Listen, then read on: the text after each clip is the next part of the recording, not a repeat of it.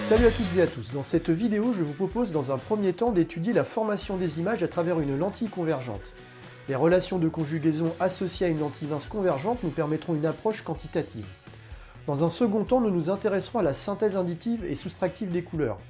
Enfin, nous aborderons les fondements de la dualité onde-corpuscule de la lumière en introduisant les notions de photons et d'interaction entre la lumière et la matière. Vous êtes prêts? Alors, c'est parti! Une lentille convergente est un bloc de verre taillé de telle manière que son centre soit épais et ses bords minces.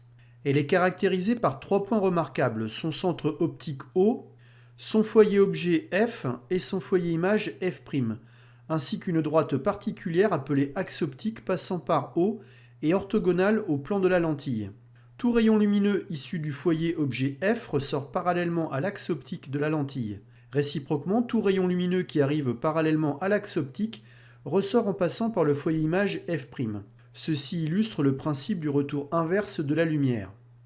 On schématise la construction géométrique de l'image A'B' d'un objet AB à travers une lentille mince convergente telle qu'indiquée à l'écran. Cette construction utilise 3 rayons lumineux particuliers, vert, rouge et bleu, issus du sommet B de l'objet étudié. Le rayon vert parallèle à l'axe optique ressort de la lentille en passant par le point F'. Le rayon rouge passant par le centre optique O n'est pas dévié. Enfin, le rayon bleu qui passe par F ressort parallèlement à l'axe optique. L'intersection des 3 rayons permet d'obtenir le point B', image de B à travers la lentille convergente. En vertu de la propriété d'aplanétisme des lentilles convergentes, l'image A' du point A s'obtient en projetant orthogonalement B' sur l'axe optique. Dans la pratique, on n'utilise en général que 2 rayons lumineux issus du sommet B de l'objet pour réaliser la construction géométrique. Celui passant par le centre optique O et qui n'est pas dévié, et celui parallèle à l'axe optique qui émerge en passant par le foyer image F'. Si l'image A'B' se forme après la lentille convergente, celle-ci est dite réelle car on peut la recueillir sur un écran. En revanche, si elle se forme avant la lentille, elle est qualifiée de virtuelle car on ne peut pas la recueillir sur un écran placé après la lentille.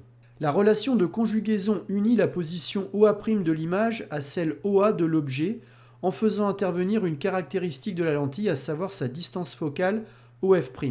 Remarquons que dans cette formule interviennent des grandeurs algébriques symbolisées par une barre horizontale placée au-dessus d'elle. Ainsi, OA', OA et OF' sont des distances algébriques. Horizontalement, les distances algébriques sont comptées positivement dans le sens de propagation de la lumière. Verticalement, elles sont comptées positivement du bas vers le haut. La relation de conjugaison exprime le fait qu'à un objet AB correspond une et une seule position de son image nette. La vergence telle que définie par V est égale à 1 sur OF' est l'inverse de la distance focale image OF' de la lentille. Elle s'exprime en μ-1 ou dioptrie, représentée par la lettre grecque delta. Plus une lentille est convergente, plus sa vergence est grande, et réciproquement, plus sa distance focale image est petite. Enfin, le grandissement gamma peut être exprimé soit en fonction des hauteurs algébrisées de l'objet et de son image, soit en fonction de leur position algébrisée respective. Si gamma est supérieur à 0, l'image obtenue est droite. En revanche, si gamma est inférieur à 0, l'image obtenue est renversée. Enfin, si la valeur absolue de gamma est plus grande que 1, l'image est plus grande que l'objet. Réciproquement, si la valeur absolue du grandissement est plus petite que 1, l'image est plus petite que l'objet. Étudions qualitativement l'influence du rapprochement d'un objet d'une lentille convergente. Lorsque l'on approche un objet du foyer objet F d'une lentille convergente, son image se forme de plus en plus loin derrière celle-ci. Pour que l'image réelle d'un objet puisse être observée nettement sur un écran, il faut que celui-ci soit situé dans le même plan que celle-ci. Si l'écran est avant, tel que dans le cas numéro 1, ou après, tel que dans le cas numéro 2, l'image est floue. En effet, au point objet B correspond non pas un point image B', mais une tache. Seul le cas numéro 3, où l'écran est placé exactement à l'endroit où est positionnée l'image, permet d'observer celle-ci nettement. Enfin, remarquons que lorsque l'objet est confondu avec le plan focal objet de la lentille convergente, c'est-à-dire lorsque A est égal à F, son image est rejetée à l'infini avant la lentille. Les rayons émergents sont parallèles, il n'y a pas d'intersection entre eux. Un schéma simplifié d'un appareil photographique numérique de type réflexe est donné à l'écran. Au niveau optique, l'élément principal est l'objectif à travers lequel l'image de l'objet photographié va se former sur le capteur numérique CCD. L'image formée à travers l'objectif est également celle observée par le photographe dans son viseur grâce à une lame semi-réfléchissante et un pentaprisme. Nous ferons abstraction par la suite de ce dernier. D'un point de vue optique simplifié, un appareil photographique possède un objectif composé de plusieurs lentilles que l'on peut modéliser par une lentille mince convergente unique, de distance focale fixe, mais pouvant être déplacée pour faire la mise au point. Un écran, capteur CCD ou pellicule. Dans un appareil photo, lorsque l'objet que l'on veut photographier est à l'infini, la distance lentille-écran, capteur CCD ou pellicule, correspond exactement à la distance focale image, soit ici D est égal à F' est égal à 5 cm. Si l'objet photographié se rapproche, il faudra que la distance lentille-écran augmente afin que l'image formée reste nette. C'est le phénomène de mise au point. D'un point de vue pratique, ce sera l'objectif qui s'éloignera de l'écran. L'application de la relation de conjugaison à la lentille convergente unique, modélisant l'objectif de l'appareil photographique, permet d'obtenir l'expression de la distance algébrique OA', rendant compte de la position de l'image de l'objet. Attention dans l'application numérique au signe des différentes distances algébriques. Ici, OA est inférieur à 0 alors que OA' et OF' sont supérieurs à 0. Un rapide calcul conduit à OA' est égal à 5,310-2 mètres, c'est-à-dire 53 cm. OA' étant positif, cela indique que l'image se forme après la lentille et sera donc réelle. Le calcul du grandissement conduit à une valeur négative, cela indique que l'image est renversée. En outre, comme la valeur absolue du grandissement gamma est inférieure à 1, la hauteur de l'image est inférieure à celle de l'objet. La valeur du grandissement permet d'en déduire la hauteur algébrisée A'B' de l'image, à savoir ici moins 13,3 mm. On en déduit que l'image ne sera pas coupée verticalement car la valeur absolue de sa hauteur est inférieure à la hauteur du capteur CCD. Une lumière monochromatique est une onde électromagnétique dont la longueur d'onde lambda caractérise la couleur. Le spectre polychromatique contenu dans la lumière blanche est donné à l'écran. Le domaine du visible pour la vision humaine s'étend de 400 nanomètres à environ 700 nanomètres. Remarquons que l'axe des fréquences est opposé à celui des longueurs d'onde. C'est par rapport à ce premier que l'on définit la notion d'infrarouge et d'ultraviolet, le préfixe infra signifiant avant et ultra après. La lumière blanche produite par le soleil contient tous les rayonnements visibles par l'œil humain, c'est-à-dire toutes les teintes de l'arc-en-ciel, comprises entre 400 nanomètres et 700 nanomètres. Son spectre polychromatique peut être révélé par un système dispersif tel qu'un prisme. La rétine, surface sur laquelle l'œil forme les images des objets, est tapissée de cellules sensibles à la lumière. On distingue en particulier les bâtonnets, dédiés à la vision nocturne et qui ne permettent pas la distinction des couleurs. Les cônes, dont les trois types, sensibles à différentes couleurs, assurent la vision diurne. Certains cônes sont sensibles aux lumières bleues, d'autres aux lumières vertes et enfin d'autres aux lumières rouges. On parle de vision trichromique pour l'espèce humaine. Remarquons enfin que le daltonisme est dû à une déficience, voire à une absence, des cônes sensibles au vert, qui empêchent l'œil de distinguer le vert du rouge. On peut recomposer la lumière blanche en superposant des faisceaux de lumière rouge, verte et bleue. Ces trois lumières colorées sont appelées lumières colorées primaires. La synthèse additive de deux lumières colorées primaires produit une lumière colorée secondaire, à savoir jaune, cyan ou magenta. À l'écran apparaît le schéma de la synthèse additive des lumières colorées. Enfin, remarquons que la surface de nos écrans de télévision, d'ordinateur ou de smartphone est constituée d'un réseau de petits émetteurs de lumière colorée, rouge, verte ou bleu, appelés pixels, contraction du terme anglo-saxon Picture Elements, éléments d'image. En jouant sur les intensités respectives des trois lumières colorées RVB présentes dans chaque pixel, on peut reconstituer toutes les nuances de couleurs auxquelles nos yeux sont sensibles. Généralement, une couleur est codée sur un octet pouvant contenir 256 nuances de couleurs. Le système RVB de codage des couleurs peut donc restituer 256 x 256 x 256, c'est-à-dire 256 au cube, soit environ 16,7 millions de couleurs. On peut obtenir une lumière colorée en faisant passer la lumière blanche à travers un filtre coloré qui absorbe toutes les couleurs sauf la sienne. La lumière transmise possède alors la couleur du filtre coloré utilisé. Lorsque la couleur du filtre est secondaire, la couleur de la lumière transmise résulte de la superposition de deux lumières colorées primaires. Les différents schémas à l'écran illustrent différentes situations résultant de l'utilisation de filtres colorés agissant sur un faisceau incident de lumière blanche. Les filtres soustraient certaines composantes chromatiques de la lumière blanche qui les traversent et en transmettent d'autres. On parle de synthèse soustractive. Je vous laisse mettre, si nécessaire, la vidéo sur pause afin d'observer les différentes situations en détail.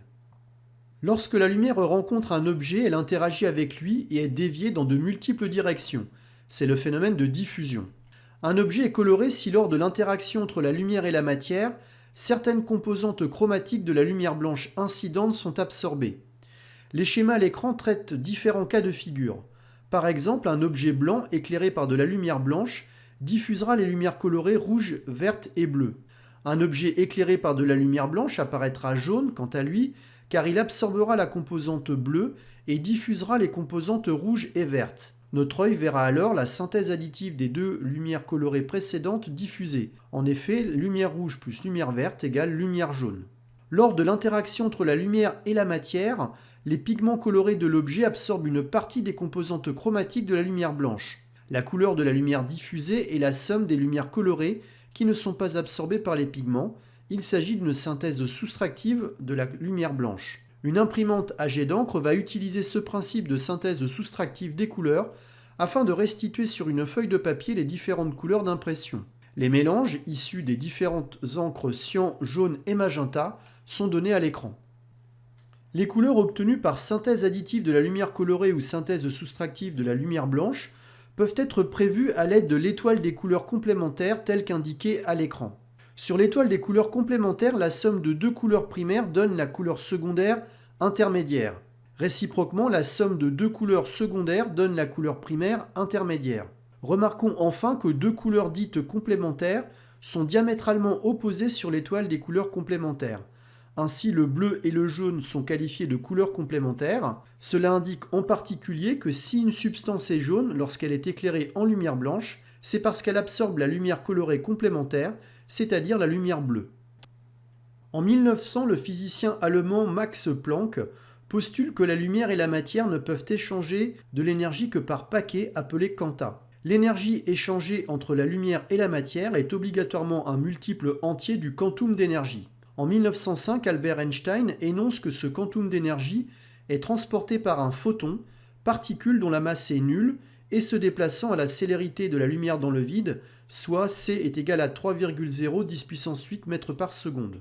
Le quantum d'énergie exprimé en joules transporté par un photon est E photon est égal à h nu, avec nu, qui est la fréquence exprimée en Hertz, et h la constante de Planck dont la valeur vaut 6,63 10 puissance moins 34 joules seconde. Plus un photon possède une fréquence élevée, plus son quantum d'énergie est grand. Comme nu est égal à c divisé par lambda, le quantum d'énergie peut également s'écrire sous la forme E photon est égal à hc divisé par lambda, où lambda est la longueur d'onde exprimée en mètres. Le domaine de la lumière visible ne représente qu'une toute petite partie de la famille des ondes électromagnétiques. Parmi les ondes électromagnétiques possédant des longueurs d'onde plus grandes que celles de la lumière visible, citons les infrarouges, les micro-ondes et les ondes radio. Parmi les ondes possédant des longueurs d'onde plus petites que celles de la lumière visible, citons les ultraviolets, les rayons X et les rayons gamma. Ces derniers sont très dangereux car extrêmement énergétiques. Je vous rappelle également à titre indicatif quelques sous-unités du mètre que l'on rencontre souvent au niveau du calcul impliquant des longueurs d'onde. En 1913, le Danois Niels Bohr fait l'hypothèse que l'énergie d'un atome est quantifiée. Celle-ci ne peut prendre que certaines valeurs auxquelles on associe des niveaux d'énergie, encore appelés états, notés E indice n. Les échanges d'énergie entre la lumière, photon, et la matière, atome, s'interprètent par des transitions électroniques entre les niveaux d'énergie des atomes, conduisant à l'absorption ou à l'émission de photons. La variation d'énergie ΔE de l'atome est telle que ΔE est égal à E final moins E initial. Cette variation d'énergie s'accompagne soit de l'absorption ou de l'émission d'un photon. La variation d'énergie ΔE d'un atome correspond donc exactement au quantum d'énergie véhiculé par un photon.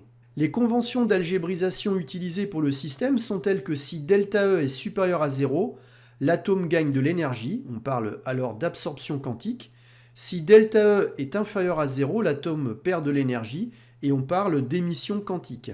L'émission ou l'absorption de lumière par la matière se fait de manière discontinue, car les niveaux d'énergie électronique d'un atome sont quantifiés. Ils ne peuvent prendre que des valeurs discrètes. Deux niveaux consécutifs d'énergie autorisée sont toujours séparés par une bande d'énergie interdite. Les transitions électroniques d'énergie au sein d'un atome sont de l'ordre de quelques électronvolts, avec 1 électronvolt qui vaut 1,60 10 puissance moins 19 joules. Lors des transitions électroniques, les électrons d'un atome effectuent des sauts quantiques en passant d'un niveau d'énergie à un autre. Ils se téléportent d'une orbite à une autre, c'est-à-dire qu'ils se dématérialisent puis se rematérialisent. Il est possible d'observer le spectre d'émission ou d'absorption d'un gaz monoatomique emprisonné dans une ampoule en verre hermétique. À l'écran sont donnés les spectres d'émission et d'absorption de l'hydrogène. Le spectre d'émission est composé de raies colorées sur fond noir, alors que le spectre d'absorption est constitué par des raies noires sur fond coloré. Spectres d'émission et d'absorption d'un même élément chimique sont complémentaires. Leur superposition redonne le spectre continu d'émission thermique de la lumière blanche. Les raies spectrales dans la région visible du spectre d'émission de l'hydrogène correspondent à la relaxation d'électrons depuis les niveaux n égale 6, 5, 4 et 3 jusqu'au niveau n égale 2. On observe ainsi sur le diagramme énergétique de l'hydrogène visible à l'écran ces 4 transitions. Je vous donne à titre indicatif les longueurs d'onde des photons émis qui leur sont associés. Enfin, ayez à l'esprit qu'un spectre d'émission ou d'absorption est caractéristique d'un élément chimique. Il constitue sa signature, permettant ainsi de l'identifier d'une manière formelle. La lumière peut être à la fois décrite comme une onde électromagnétique caractérisée par sa longueur d'onde lambda, qui est égale à c sur nu, responsable de sa couleur, ou comme une particule, c'est-à-dire un petit grain de lumière de masse nulle appelé photon, véhiculant l'énergie E est égale à h nu. C'est la dualité onde-particule. La dualité onde-particule ou onde-corpuscule est une formulation qui s'applique aux manifestations du photon, qui se comporte soit comme une onde, soit comme une particule, selon le contexte expérimental considéré. À l'instar d'un cylindre qui peut être perçu soit comme un disque, soit comme un rectangle, en fonction de l'angle d'observation, la lumière est à la fois une onde et un corpuscule appelé photon. Voilà, j'espère que vous en savez désormais un peu plus sur les images, les couleurs et les bases de l'interaction matière-rayonnement. Je vous remercie de votre attention et vous donne rendez-vous très vite pour de nouvelles aventures. À bientôt, au revoir.